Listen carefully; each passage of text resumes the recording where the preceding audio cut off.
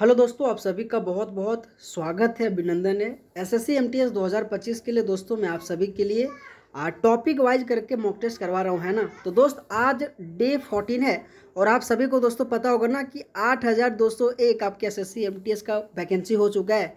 तो अभी भी अगर आप तैयार नहीं हैं मेरे साथीगण, आप सबसे रिक्वेस्ट कर रहा हूँ जग जाओ, है ना, क्योंकि बहुत बड़ा अपॉर्चुनिटी है आप सबके लिए, है ना। तो आइए दोस्तों आज की इस क्लास में पहला क्वेश्चन देखते हैं, है ना। पहला क्वेश्चन है कि जलियांवाला बाग हत्याकांड के समय भारत के वायसराय कौन थे। साथीगण आपके एग्जाम चाहे रेलवे का या फिर एसएससी का उठा लो, हमेशा गवर्नर जनरल के दौरान कौन कौन सा घटना हुआ या वायसराय के दौरान हमेशा क्वेश्चन पूछा जाता है ना। तो आप सभी को याद रखनी है कि लॉर्ड जेम्सफोर्ड के ही शासनकाल में जलियांवाला बाग हत्याकांड हुआ था, जो आप सभी को पता होगा कि 1919 ईस्वी में हुआ था, है ना। लेकिन दोस्तों मैं आप सबके लिए इस क्वेश्चन के माध्यम से जितने भी वायसराय और गवर्नर जनरल इंपॉर्टेंट वाला है उनके दौरान कौन कौन सा घटना हुआ था मैं रिवीजन कराने वाला हूं। जैसे कि लॉर्ड कॉर्नवालिस, सबसे पहले इनका आपको कार्यकाल याद रखनी है ना, 1786 से लेकर 1793, और इन्हीं के दौरान स्थायी बंदोबस्त जो कि 1793 में चलाया गया था। मोस्ट इम्पॉर्टेंट है, आप सभी के एग्जाम में स्थायी बंदोबस्त से संबंधित लॉर्ड कॉर्नवालिस से संबंधित क्वेश्चन पूछा जाता है ना। इसी के साथ सिविल जो कि सेवा सुधार, ये भी आपके लॉर्ड कॉर्नवालिस के दौरान हुआ था। अगर मैं लॉर्ड वेलेस्ली की बात करूँ तो 1798 से लेकर 1805 इनका टाइम पीरियड है, और इन्हीं के समय सहायक संधि प्रणाली जो कि चलाया गया था। और इसी के साथ साथीगण आप सभी को याद रखनी कि चौथा आंग्ल मैसूर युद्ध, ये क्वेश्चन जो है ना दोस्त आपके एसएससी में बहुत बार पूछा गया है ना। तो ये सभी में शासक का उनके दौरान कौन कौन सा घटना हुआ था मैं आप सबको रिवीजन करा रहा हूँ, याद रखिएगा। लॉर्ड कैनिंग से संबंधित आपके एग्जाम चाहे एसएससी और रेलवे में हमेशा क्वेश्चन पूछा जाता है कि 1857 का विद्रोह कौन से वायसराय के दौरान या गवर्नर जनरल के दौरान हुआ था। तो लॉर्ड कैनिंग आ जाएगा, है ना। इनका टाइम पीरियड भी आप सबसे रिक्वेस्ट करता हूँ 1856 से लेकर 1862 के बीच में हुआ था, है ना। इसी के साथ जेम्सफोर्ड से संबंधित 1916 से लेकर 1921, और इसी के दौरान जलियांवाला बाग हत्याकांड हुआ था, जो आपके एसएससी एमटीएस में ये क्वेश्चन दोस्त पूछा गया था। खिलाफत आंदोलन, मॉन्टेग्यू, जेम्सफोर्ड सुधार। बेसिकली अगर आप इनके टाइम पीरियड याद करके रखोगे ना तो इस क्वेश्चन का राइट आंसर आप ऐसे ही दे सकते हो ना। लॉर्ड कर्जन की बात करूँ तो 1905 में बंगाल विभाजन इसी के समय हुआ था। तो दोस्तों अगर आपको इसी तरीके से क्लास चाहिए तो आप सभी से रिक्वेस्ट करता हूँ, अगर आप सबको रेगुलर वे में क्लास चाहिए तो आप सबसे रिक्वेस्ट है वीडियो को लाइक करके चैनल को जरूर सब्सक्राइब करना, ठीक है। अगला अगर मैं क्वेश्चन की बात करूं कि वॉरेन हेस्टिंग को बंगाल का गवर्नर जनरल किस अधिनियम के तहत नियुक्त किया गया था, ये सभी के सभी क्वेश्चन आपके एसएससी का पीवाई की है ना। और बहुत बेहतरीन तरीके से आप सबको पता होगा ना, एसएससी का नोटिस आया कि आप प्रीवियस ईयर करा नहीं सकते हो, है ना। तो कहीं ना कहीं दोस्त एग्जाम में बहुत कुछ बोलता है, लेकिन मुझे भी लगता है यार ये सब क्वेश्चन इंपॉर्टेंट है ना। तो कम से कम जिस तरीके से मैं क्वेश्चन को सेलेक्ट करके इस पेपर से उस पेपर से क्वेश्चन निकालता हूँ, प्रैक्टिस करवाता हूँ, है ना। तो आप सबको ये क्वेश्चन इजीली याद रखना पड़ेगा, है ना, कि वॉरेन हेस्टिंग को बंगाल का गवर्नर जनरल किस अधिनियम के तहत किया गया था। और ये अभी जो आपकी 12th एनटीपीसी का एग्जाम हुआ था ना, वहाँ भी ये क्वेश्चन पूछा गया था, है ना। तो रेगुलेटिंग एक्ट 1773 इस क्वेश्चन का राइट आंसर आ जाएगा, ठीक है। साथ ही अगला क्वेश्चन जाने से पहले एक छोटा सा इन्फॉर्मेशन है। अगर आप एसएससी एमटीएस 2025 की तैयारी कर रहे हैं तो मैं आप सबके लिए एसएससी एमटीएस 2021 से लेकर 24 में जितने भी एग्जाम हुआ था उनसे संबंधित साथीगण एक एक क्वेश्चन को निकालकर टॉपिक वाइज करके मैं बनाया हूँ, ठीक है। क्योंकि आप अभी जो एडुकेटिव क्वेश्चन पूछ रहा है ना, आपके टीसीएस पैटर्न पे ही आधारित क्वेश्चन पूछ रहा है, और मैं पुनः कह रहा हूँ अपने कमियों को और दूर करना चाहते हो, उस पर सिलेक्शन करना चाहते हो ना, तो इस व्हाट्सएप नंबर के माध्यम से जुड़िएगा। इनसे बाहर एक भी क्वेश्चन नहीं पूछा जाएगा, क्योंकि फेज 13 का एग्जाम और स्टेनोग्राफर का जो एग्जाम हुआ था ना, जाके केवल क्वेश्चन मिला लो, मेरा इसी ई बुक और कंटेंट से आपको मिलेगा, है ना। अगर मैं कहूँ साथीगण इसमें किस प्रकार से क्वेश्चन डाला गया, आप ये देख सकते हैं बहुत ही बेहतरीन तरीके से, जिसमें से आपके करंट अफेयर है, इंडेक्स है, वर्तमान में कौन क्या है, पुरस्कार एवं सम्मान, ये भी टॉपिक बहुत बार क्वेश्चन पूछा जाता है। तो इनका भी 4 टॉपिक मैं आपको करंट अफेयर का भी दिया हूँ, है ना, और बहुत सिस्टमेटिक तरीके से बनाया हो। तो अब की बार एमटीएस पर इस व्हाट्सअप नंबर के माध्यम से जरूर जुड़िएगा, है ना। अगला अगर मैं क्वेश्चन की बात करूँ कि भारत में पंचायती राज व्यवस्था का संवैधानिक दर्जा किस संशोधन द्वारा दिया गया था। आपके एग्जाम में हमेशा देखो इंडियन कॉन्स्टिट्यूशन से संबंधित संशोधन बहुत इंपॉर्टेंट है, क्योंकि हर एक शिफ्ट में क्वेश्चन पूछा जाता है। अगर मैं इस क्वेश्चन का आंसर की बात करूँ तो 73वां संविधान संशोधन इस क्वेश्चन का राइट आंसर आ जाएगा। दोस्तों मैं यहाँ भी एक्सप्लेन कर सकता हूँ, लेकिन आप सबके लिए मैं एक्सप्लेन करके फॉर्मेट में लाया हूँ, ठीक है। जैसे कि अगर मैं 42वां की बात करूँ तो 1976, और इसी संविधान संशोधन को मिनी कॉन्स्टिट्यूशन कहा जाता है, जिसे लघु संविधान के रूप में हम लोग जानते हैं।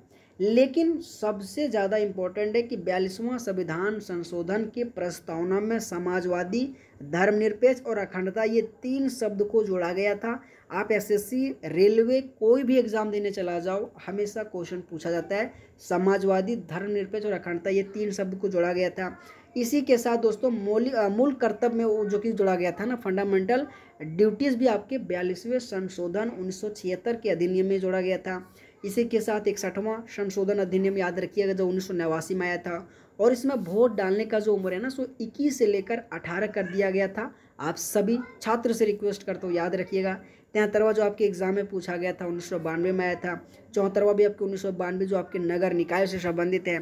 इसी के साथ आपको 86वां संविधान संशोधन याद रखनी है जो 2002 में आया था, और इसी में कहा था कि 6 से लेकर 14 साल के जितने भी बच्चे हैं उनको मौलिक अधिकार के तहत निःशुल्क शिक्षा। और इसी के साथ दोस्तों आर्टिकल 21 भी आपके 86वें संविधान संशोधन अधिनियम के ही तहत जोड़ा गया था, जो आप सभी को साथीगण याद रखना है ना। अगर आपको इस क्लास का पीडीएफ चाहिए तो जोश एग्जाम मैग्नेट टेलीग्राम चैनल में जुड़ना, मैं वहाँ पे पीडीएफ दे दूंगा, है ना। अगला क्वेश्चन है कि अनुच्छेद डैश के अनुसार राज्य के अधीन किसी पद पर रोजगार के अवसर में सभी नागरिकों के लिए समानता रहेगी। बहुत ही इंपॉर्टेंट क्वेश्चन है। आर्टिकल 16 में कहा गया लोक नियोजन की समानता है ना। आर्टिकल 15 में कहा गया जाति धर्म के आधार पर आप भेदभाव नहीं कर सकते हैं। 16 में अस्पृश्यता के अंत में 14 की विधि के समक्ष समानता और समान संरक्षण। आर्टिकल 14 जो है दोस्त बहुत ही इंपॉर्टेंट है, क्योंकि आर्टिकल 14 कहता है चाहे कितने भी अमीर हो चाहे कितने भी आप गरीब हो, आपके लिए समान कानून रहेगा, है ना। और इसी को न्याय सर्गी के सिद्धांत के रूप में जाना जाता है। कई बार क्वेश्चन पूछा जाता है कि कौन से आर्टिकल को न्याय सर्गी के सिद्धांत के रूप में जाना जाता है, तो आर्टिकल 14 को जाना जाता है ना। अगला क्वेश्चन की बात करूँ कि निम्नलिखित में से किस विकल्प में सभी सदिश राशियां हैं। आपको मैं इस क्वेश्चन के माध्यम से सदिश और अदिश से संबंधित कंफ्यूजन खत्म कर देने वाला हूं, है ना। सबसे पहले सदिश में वही होता है जिसमें वह वाला शब्द आता है ना। तो देखो अगर मैं वह की बात करूँ तो बल, वेग, तापमान, दाब और घनत्व। यहाँ पे दोस्त आप क्वेश्चन को एलिमिनेट करना सीखो, ठीक है। अच्छा, वेग, समवेग, घनत्व, ताप और विस्थापन, यहाँ भी आप एलिमिनेट कर दो। बल, घनत्व, समवेग, ताप और भार यहाँ भी कर सकते हो। लेकिन जो बल, वेग और त्वरण भाग और विस्थापन लगभग दोस्त 99% आपके वह वाला मैच करता है, जिसमें से केवल भार में नहीं लेकिन इन सभी में जो कि वह वाला जो कि आपके सदिश राशि के रूप में जाना जाता है, जो आप सभी को याद रखनी है। लेकिन मैं हमेशा कहता हूँ ट्रिक चलो एक साइड में रखते हैं, लेकिन रियलिटी है कि हमको ये सब याद करनी है ना। अदिश राशि में द्रव्यमान, समय, दूरी, चाल, तापमान, ऊर्जा, कार्य, आयतन, ये सब आपके फिंगर टिप्स पे याद होने चाहिए, है ना। आपको किसी भी हर हालत में याद रख लो, क्योंकि ट्रिक के माध्यम से रहोगे ना तो फंस जाओगे आप, है ना। अच्छा, सदिश राशि की बात करूँ तो बल, वेग, त्वरण, विस्थापन, संवेग, विद्युत धारा, चुंबकीय क्षेत्र, तो कहीं ना कहीं ये सदिश और अदिश से आपके एसएससी एमटीएस में हमेशा क्वेश्चन पूछा जाता है। तो आप सभी छात्र से रिक्वेस्ट करता हूँ याद रखिएगा, है ना। अगला क्वेश्चन है कि भारतीय संविधान में अर्धसंघीय स्वरूप का मॉडल किस देश के संविधान से लाया गया था। बहुत इंपॉर्टेंट है, मैं पुनः कह रहा हूँ 8201 एसएससी एमटीएस वैकेंसी हो चुका है। अगर आप अच्छी तरीके से नहीं पढ़ रहे हो तो दोस्त कहीं ना कहीं इस बार भी आपका सिलेक्शन चूक ना जाए, है ना। इसलिए एक मैं आपको 10 AM पे मॉक टेस्ट करा रहा हूँ, ठीक है, एसएससी एमटीएस के लिए बहुत बेहतरीन तरीके से। और 3 PM पे दोस्त, ठीक है, 3 PM पे मैं आपको टॉपिक वाइज करके सब्जेक्ट वाइज करके यहाँ भी क्लास करा रहा हूँ। तो 3 PM और 10 PM का क्लास देख सकते हैं। अगर आप ग्रुप डी के लिए तैयारी कर रहे हैं तो 6 PM में दोस्त आप सबके लिए मैं आपको प्रैक्टिस करवा रहा हूँ, तो आप यहाँ भी जुड़ सकते हैं ना। तो आप सभी का स्वागत है। अगर आप एसएससी एमटीएस हैं 10 AM और 3 AM बहुत ही ज़्यादा, 3 PM बहुत ही ज़्यादा इंपॉर्टेंट है। लेकिन क्वेश्चन नंबर 6 की बात करूँ तो अर्धसंघीय का अगर मैं स्वरूप की बात करूँ ना तो आपके एग्जाम में बार बार पूछा जाता है। कनाडा इस क्वेश्चन का राइट आंसर आ जाएगा। लेकिन आपके एग्जाम में साथी का हमेशा ब्रिटेन हो, अमेरिका हो, कनाडा हो। अच्छा, ब्रिटेन की बात करूँ तो संसदीय प्रणाली, कानून के शासन, कैबिनेट प्रणाली, एकल नागरिकता बहुत इंपॉर्टेंट है जो हमेशा क्वेश्चन पूछा जाता है। मौलिक अधिकार, अगर मैं यूएसए की बात करूँ, अमेरिका की बात करूँ तो मौलिक अधिकार, राष्ट्रपति की शक्ति, न्यायपालिका पुनर्लोकन, इसी के साथ उपराष्ट्रपति का पद, सर्वोच्च न्यायालय, ये सभी के सभी अमेरिका के संविधान से लाया गया था। तो दोस्त देखो, अगर आपको याद नहीं है ना तो कोई बात नहीं, आपको जोश एग्जाम मैग्नेट जो टेलीग्राम चैनल है वहाँ से रिवीजन कर लो। अगर आपको दोस्त याद है तो कोई बात नहीं, क्योंकि आप प्रैक्टिस कर लो, पुनः सुन लो, है ना, तो आपको रिवीजन होता चला जाएगा। एग्जाम तक रिवीजन जितना आप करते चला जाओगे उतना आप बेस्ट बनता चला जाओगे, है ना। अच्छा, अगर मैं कनाडा की बात करूँ तो संघीय व्यवस्था, केंद्र को अधिक शक्ति। अच्छा, आज हमारे भारत में केंद्र सबसे शक्ति है। आपने कभी सोचा कि ये प्रक्रिया कौन से देश के संविधान से लाया गया था? तो दोस्त कनाडा के संविधान से लाया गया था। अच्छा, अवशिष्ट शक्तियों जो केंद्र में ना, ये भी वहीं से लाया गया था। आयरलैंड बहुत इंपॉर्टेंट है, नीति निर्देशक तत्व। इसी के साथ राष्ट्रपति का जो नामांकन अधिकार है ना, जो चुनाव अभी जो उपराष्ट्रपति का चुनाव हुआ है ना, जो आपके एस राधाकृष्णन जी आपके उपराष्ट्रपति बना। अच्छा, कभी आपने सोचा कि कहाँ से आएगा चुनाव की प्रक्रिया? दोस्त आयरलैंड के संविधान से लाया गया। तो ये सब छोटी छोटी पॉइंट आप सबको याद रखना पड़ेगा, है ना, तभी जाके सिलेक्शन होगा। ऑस्ट्रेलिया भी बहुत इंपॉर्टेंट है, समवर्ती सूची, जो आपके एग्जाम में बहुत बार क्वेश्चन पूछा जाता है। अगला क्वेश्चन है कि रामपुर के शाहसवान घराने की स्थापना किस शख्सियत द्वारा की गई थी? आपके एग्जाम चाहे एसएससी हो या कोई भी एग्जाम हो, हमेशा प्रीवियस ईयर में घराने से संबंधित कलाकार पूछा जाता है। अगर आप 21 रुपये वाला टॉपिक वाइज ले रहे हो ना, तो उसमें से एक टॉपिक में घराने से संबंधित जितने भी क्वेश्चन, करीब मेरे को 30-40 मिला, मैं आपको दिया हूँ बहुत बेहतरीन तरीके से। आप सबका स्वागत है।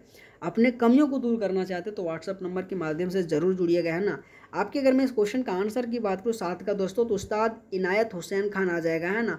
और इनायत हुसैन खान बहुत ही ज़्यादा इंपॉर्टेंट है। रामपुर के शाहसवान घराने के से संबंधित हमेशा क्वेश्चन पूछा जाता है ना, जो साथीगण आपको याद रखनी है। लेकिन इस क्वेश्चन के माध्यम से मैं आप सबको ग्वालियर घराने से पंडित विष्णु दिगंबर पलस्तुर और पंडित ओंकार नाथ ठाकुर, है ना। किराना घराने से अब्दुल करीम खान और भीमसेन जोशी। अगर मैं पटियाला घराना की बात करूँ तो बड़े गुलाम अली खान और आशा भोसले। और अगर मैं जयपुर अतरौली घराने की बात करूँ तो अलादिया खां और किशोरी अमोनकर। ये आपको चारों के चारों मोस्ट इम्पॉर्टेंट घराना है। आप सभी से मैं रिक्वेस्ट करता हूँ, याद रखिएगा, आपके एग्जाम में क्वेश्चन इनसे हमेशा पूछा जाता है ना। अगला क्वेश्चन है कि सकल घरेलू उत्पाद जीडीपी का आकलन करते समय केवल अंतिम वस्तुओं के मौलिक रूप पर विचार किया जाता है। क्यों किया जाता है? फटाफट कमेंट करो साथीगण। अगर आप सभी को क्लास अच्छा लगे तो बस मैं आप सबके लिए जो क्लास करा रहा हूँ ना, जो क्वेश्चन दे रहा हूँ ना, बहुत बेहतरीन है। तो कम से कम यार हमें भी सपोर्ट करो, है ना। तो चैनल को लाइक करो, सब्सक्राइब करो, है ना। लेकिन अगर मैं कहूँ साथीगण कि जीडीपी का आकलन करते समय केवल अंतिम वस्तुओं के मौलिक रूप पर विचार किया जाता है, क्योंकि साथीगण बहुत इंपॉर्टेंट क्वेश्चन है कि इसमें दोहरी गणना की समस्या होती है ना। जो आप सभी साथीगण से रिक्वेस्ट है, जीडीपी से हमेशा इकोनॉमिक्स से संबंधित क्वेश्चन आपके एग्जाम में पूछा जाता है ना। अगला क्वेश्चन है कि भारत का पहला उपग्रह आर्यभट्ट किस वर्ष प्रक्षेपित किया गया था? दोस्त ये क्वेश्चन बहुत इजी है और आप सभी साथीगण को शायद पता होगा, मैं इतना उम्मीद के साथ कह सकता हूँ, है ना। अगला क्वेश्चन है कि किस घटना ने सम्राट अशोक की शासकीय नीति में गहरा परिवर्तन लाया था? मोस्ट इंपॉर्टेंट क्वेश्चन है। अगर आप दोस्तों क्वेश्चन नंबर 1 से लेकर 25 तक देखोगे ना, तो हर एक टॉपिक को मैं टच करके आप सबको दे रहा हूँ और बहुत बेहतरीन तरीके से मैं सेट करता हूँ क्वेश्चन को, ताकि आपके एग्ज़ाम के लिए बहुत ये बेहतरीन क्लास हो सके, है ना। तो अगर मैं इस क्वेश्चन का आंसर की बात करूँ तो कलिंग युद्ध जो आपके 261 बीसी में हुआ था, और इसी के युद्ध के कारण से अशोक के शासनकाल में एक प्रकार की गहरा नीति परिवर्तन हुआ था। लेकिन इस क्वेश्चन के माध्यम से अशोक से संबंधित और भी इम्पोर्टेंट पॉइंट, सबसे पहले मौर्य वंश का तृतीय शासक अशोक हुआ करता था, जो आपके 273 से लेकर 232, लेकिन कभी कभी 269 से लेकर 232 आपको ऑप्शन में दिया जाएगा, ठीक है। तो ये भी आपको पॉइंट याद रखिएगा। अच्छा, अगर मैं अशोक से संबंधित उनकी उपाधि की बात करूं तो देवनाम प्रिया और प्रियदर्शिका, ये दोनों पॉइंट याद रखिएगा। कलिंग युद्ध 261 में, और इसी के बाद बौद्ध धर्म को अपनाया था। बहुत इंपॉर्टेंट बात आपके एग्जाम में हमेशा पूछा जाता है कि अशोक ने बौद्ध धर्म कब अपनाया था? तो कलिंग युद्ध जब विजय किया था ना 261 ईस्वी पूर्व में, उसी के बाद उन्होंने बौद्ध धर्म को अपना लिया था। और अशोक ने साथीगण जब 261 का युद्ध हुआ था ना, इसी के बाद उन्होंने धम्म नीति चलाया था। धम्म नीति का मतलब होता है कि अब युद्ध वगैरह कुछ नहीं होगा, है ना। अच्छा, इसके शिलालेख के बारे में दोस्तों प्राकृतिक भाषा, ब्रह्मलिपि और खरोष्ठी, ये तीनों के तीनों आपके एग्जाम में क्वेश्चन पूछा जाता है। और इनका मृत्यु आप सभी को याद रखनी है, पाटलिपुत्र में 232 ईसा पूर्व में, है ना। तो ये सभी के सभी अशोक से संबंधित पॉइंट याद रखिएगा, है ना। अगला क्वेश्चन है कि निम्नलिखित में से कौन सा विकल्प लेगुन का उदाहरण नहीं है। फटाफट कमेंट करो कि लेगुन का उदाहरण इनमें से कौन सा नहीं है ना। 4 ऑप्शन है, फटाफट कमेंट करो, है ना। तो नैनीताल इस क्वेश्चन का राइट आंसर आ जाएगा। आप सभी को साथीगण याद रखनी है। लेकिन इस क्वेश्चन के माध्यम से चिल्का झील आपके उड़ीसा में, सांबर झील आपके राजस्थान में, लोकटा झील आपके मणिपुर में, पाक्योंग झील आपके लद्दाख में, पुलिकट आपके आंध्र प्रदेश में, ये सभी झील के नाम याद रखिएगा। अच्छा, एशिया की सबसे बड़ी खारे पानी की झील की बात करूँ तो लेकुन झील याद रखिएगा। भारत का सबसे बड़ा खारे पानी की झील की बात करूँ तो सांबर झील। अगर मैं बात करूँ साथीगण, पुलिकट आपके तमिलनाडु और आंध्र प्रदेश के खारे पानी की झील के रूप में जाना जाता है। अगला क्वेश्चन है कि निम्नलिखित में से कौन सा खनिज की कमी से उत्पन्न होने वाला एक रोग है। आपके एग्जाम में डिजीज से भी हमेशा क्वेश्चन पूछा जाता है, तो फटाफट बताओ कि कौन सा ऐसा रोग है जो खनिज के कारण से। देखो, रिकेट्स दोस्तों विटामिन डी की कमी से होने वाला रोग है। आप यहाँ पे अनीमिया, घाघा और स्कर्वी, आप यहाँ 3 में से फटाफट बताओ कि इस क्वेश्चन का क्या आंसर आ जाएगा। तो घाघा इस क्वेश्चन का राइट आंसर आ जाएगा और आपके खनिज की कमी से होने वाला रोग है जो आप सभी को याद रखनी है ना। अगला क्वेश्चन है कि डप्पू नृत्य किस राज्य की लोक नृत्य के रूप में जाना जाता है। बहुत अच्छे क्वेश्चन है। अगर मैं इस क्वेश्चन का आंसर की बात करूँ तो आंध्र प्रदेश आ जाएगा, है ना। लेकिन इस क्वेश्चन के माध्यम से आपके एग्जाम में गुजरात से संबंधित आपके गरबा, डांडिया और तेरल, इसी के साथ महाराष्ट्र लावनी, तमाशा, धोली, राजस्थान की बात करूँ झूमर, कालबेलिया से संबंधित आपको याद रखनी है। 2016 में से यूनेस्को में शामिल किया गया था, है ना। असम से अगर बात करूँ तो बिहू आ जाएगा, असम से बात करूँ तो सतरिया भी आ जाएगा, और झारखंड की बात करूँ तो झूमर और संथाली आ जाएगा। तो ये सभी के सभी स्टेट से संबंधित लोक नृत्य आप सभी को याद रखनी है ना। अगला क्वेश्चन है कि अवरक किस प्रकार की खनिज है। साथीगण बहुत ही अच्छे क्वेश्चन है और फटाफट कमेंट करो तो अधात्विक इस क्वेश्चन का राइट आंसर आ जाएगा। अगला अगर मैं क्वेश्चन की बात करूँ कि 1875 में स्वामी दयानंद सरस्वती ने किस सामाजिक संगठन की स्थापना किया था, तो मैं उम्मीद करता हूँ क्वेश्चन का आंसर फटाफट करो, है ना। क्योंकि देखो, आपके एग्जाम में समाज, उनके संस्थापक से संबंधित हमेशा क्वेश्चन पूछा जाता है। तो इस क्वेश्चन का राइट आंसर आर्य समाज आ जाएगा, जो आपके दयानंद सरस्वती जी के द्वारा किया गया था। लेकिन इस क्वेश्चन के माध्यम से ब्रह्म समाज 1828 में राजा राम मोहन राय के द्वारा, प्रार्थना समाज 1867 जो कि बम्बई में महादेव गोविंद रानाडे के द्वारा।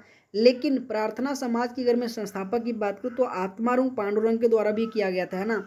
आर्य समाज 1875 स्वामी दयानंद सरस्वती, रामकृष्ण मिशन 1897 स्वामी विवेकानंद। ये चारों के चारों समाज और इनसे संबंधित संस्थापक याद रखिएगा। मैं उम्मीद करता हूँ दोस्तों आप सभी को बहुत अच्छा लगा होगा, है ना। लेकिन मैं आप सबसे पुनः रिक्वेस्ट कर रहा हूँ, अपने कमियों को अगर दूर करना चाहते हो, इस बार सिलेक्शन लेना चाहते हो, तो साथीगण इस व्हाट्सअप नंबर के माध्यम से जरूर जुड़िएगा। आप सभी का स्वागत है ना।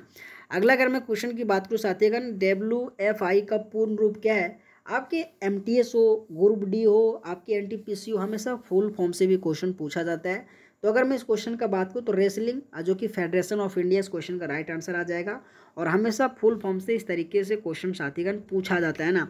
अगला क्वेश्चन है कि गंगकोंडचोलपुरम मंदिर का निर्माण किस राजा द्वारा करवाया गया था। आपके एग्जाम में मंदिर का निर्माण कौन से राजा या वंश के द्वारा कराया गया था, ये हमेशा क्वेश्चन पूछा जाता है। जिसमें से क्वेश्चन नंबर 17 का आंसर आपको बताना है कि गंगकोंडचोलपुरम मंदिर का निर्माण किस राजा द्वारा करवाया गया था।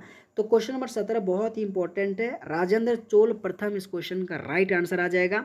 लेकिन इस क्वेश्चन के माध्यम से सोमनाथ मंदिर आपके चालुक्य शासक भीमदेव के द्वारा करवाया गया था। बृहदेश्वर मंदिर आपके चोल शासक राजा राज प्रथम के द्वारा करवाया गया था। कोणार्क मंदिर आपके गंग वंश के नरसिंह देव प्रथम के द्वारा कराया गया था। खजुराहो मंदिर आपके चंदेल वंश के द्वारा कराया गया था। दिलवाड़ा जैन मंदिर जो आपके माउंट आबू में है ना, सो सोलंकी शासक जो कि आपके भीमदेव प्रथम के द्वारा कराया गया था। इसी के साथ जगन्नाथ जो आपके मंदिर है ना, पुरी में आपके गंग वंश के अनंत वर्मम जो कि चोड़गंग के द्वारा कराया गया था। इसी के साथ महाबलीपुरम के जो रथ एवं शिला मंदिर है ना, सो पल्लव शासक के नरसिंह वर्मम जो कि प्रथम के द्वारा करवाया गया था। तो ये सभी के सभी मंदिर, उनके शासक, उनके वंश से संबंधित याद रखिएगा।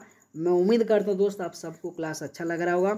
अगर आप सबको अच्छा लग रहा है तो मेरी मेहनत के लिए आप सभी से रिक्वेस्ट करता हूँ, आप वीडियो को यार लाइक और सब्सक्राइब चैनल को जरूर करना है ना।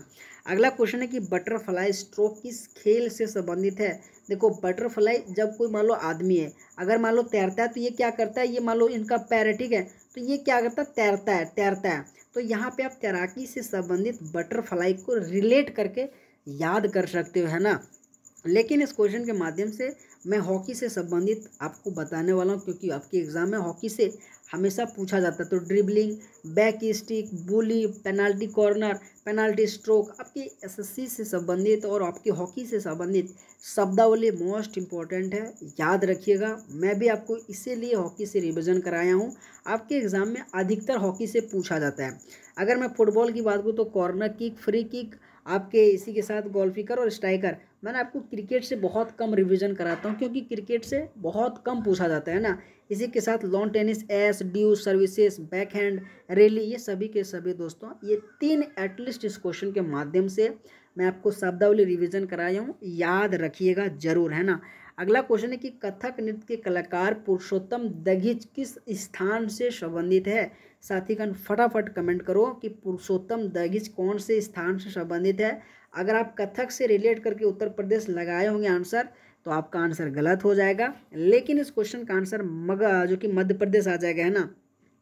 अगला क्वेश्चन है कि राष्ट्रीय ग्रामीण रोजगार गारंटी अधिनियम, जिसे नरेगा के रूप में जानते हैं, कौन से वर्ष पारित किया गया था। तो 2005 इस क्वेश्चन का राइट आंसर आ जाएगा, है ना। 2005 इस क्वेश्चन का राइट आंसर आ जाएगा। अगला क्वेश्चन है कि नागालैंड का सेक्रेनी महोत्सव किस महीने में मिनी हॉर्नबिल फेस्टिवल के अंतर्गत मनाया जाता है। ये बहुत इंपॉर्टेंट है, सेक्रेनी और नागालैंड अगर मैं पूछूं तो 10 दिन के लिए नागालैंड में आपके हॉर्नबिल फेस्टिवल जो कि सेलिब्रेट किया जाता है, और ये दोनों के दोनों इंपॉर्टेंट है, आपके नागालैंड से संबंधित, है ना। लेकिन क्वेश्चन पूछा गया था कि कौन से महीने के अंतर्गत में मनाया जाता है, तो आप सभी को याद रखनी है फरवरी इस क्वेश्चन का राइट आंसर आ जाएगा, है ना।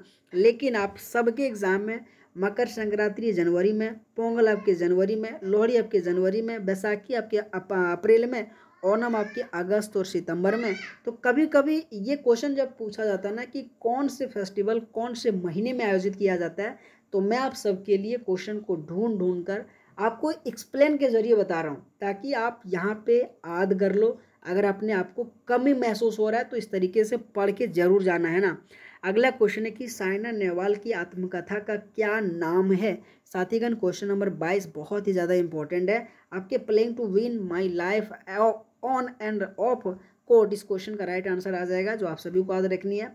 लेकिन इस क्वेश्चन के माध्यम से दोस्तों मैं आप सभी को कुछ इंपॉर्टेंट, जैसे कि सचिन तेंदुलकर के playing it my way, Sourav Ganguly century is not enough, Yuvraj Singh the test of my lap, Kapil Dev straight from the heart, Abhinav Bindra shot at history, Sania Mirza ace against odds आ जाएगा, है ना। मेरी कॉम की बात करूँ तो अनब्रेकेबल, ये सभी के सभी मोस्ट इंपॉर्टेंट, मोस्ट रिपीटेड और आपके एसएससी एमटीएस के लिए, तो याद रखिएगा आपके एग्जाम में क्वेश्चन बार बार पूछा जाता है ना।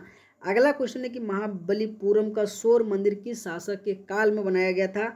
अगर आपने क्वेश्चन नंबर अच्छे तरीके से देखे होंगे, जो मैंने आपको अच्छे तरीके से प्रैक्टिस करवाए हो एक्सप्लेन के साथ, तो यहाँ पे क्वेश्चन नंबर 23 का आंसर दे सकते हो, नरसिंह वर्मन सेकंड इस क्वेश्चन का राइट आंसर आ जाएगा। और दोस्तों इसी के नेतृत्व में महाबलीपुरम का सौर मंदिर का निर्माण करवाया गया था। आप सभी साथीगण से रिक्वेस्ट है, याद रखिएगा। अगला क्वेश्चन है कि कट एंड बर्न खेती के उड़ीसा से संबंधित नामों में से कौन सा नाम जो कि संबंधित नहीं है। तो साथीगण रोका इस क्वेश्चन का राइट आंसर आ जाएगा। हमेशा आपके एग्जाम में खेती से संबंधित कौन से राज्य में कौन कौन से नाम से जाना जाता है, ये भी क्वेश्चन पूछा जाता है। मैंने आपको बहुत बार प्रैक्टिस करवाया हूँ, आज की क्लास में मैं आपको प्रैक्टिस नहीं कराऊंगा, है ना। अगला क्वेश्चन है कि मिर्गी मानव शरीर के किस भाग को प्रभावित करती है। दोस्तों हर किसी को पता होगा कि मिर्गी बहुत खतरनाक चीज़ है, मस्तिष्क कोशिकाएं इस क्वेश्चन का राइट आंसर आ जाएगा। और जब मिर्गी हो जाता है ना, तो लोग लगता है यार बचेगा या ना बचेगा कोई गारंटी नहीं है। मेरे आंखों के सामने एक दो इंसान को देखा हो ना, मेरा दिमाग होश उड़ गया था, बहुत खतरनाक चीज़ है यार। तो कहीं ना कहीं इस क्वेश्चन का आंसर याद रखिएगा। आप सबको क्लास कैसा लगा, कुल 25 क्वेश्चन था। मैं बस आपसे इतना प्रॉमिस करता हूँ, आपके लिए इतना मेहनत करता हूँ, दिन रात काम करता हूँ, तो आपके लिए बहुत ही बेहतरीन तरीके से मैं कंटेंट बनाया हूँ। अगर आपको लेना है, ज़बरदस्ती वाली बात नहीं, अगर आपको लेना है, अपने कमियों को दूर करना चाहते हैं, अगर आप एसएससी एमटीएस के लिए वीकनेस हो, तो आप सभी का स्वागत है। मात्र 21 रुपये लगेगा। 21 टॉपिक है, 1000 क्वेश्चन है आपके लिए। बहुत शानदार, जानदार और एक एक क्वेश्चन को छाँट छाँट कर बनाया हूँ, ठीक है। आपको अगर मैं कहूँ तो इसमें किस प्रकार से क्वेश्चन अलग है आप ये देख सकते हैं। आपको बहुत बेहतरीन तरीके से बनाया गया ना। तो दोस्तों आप सबका बहुत बहुत धन्यवाद, थैंक यू सो मच। लेकिन अगर आप सबको क्लास अच्छा लगा होगा तो आप सभी साथीगण से रिक्वेस्ट है, वीडियो को लाइक करके चैनल को जरूर सब्सक्राइब करना, ठीक है। ऑल द बेस्ट, आप सबका बहुत बहुत धन्यवाद।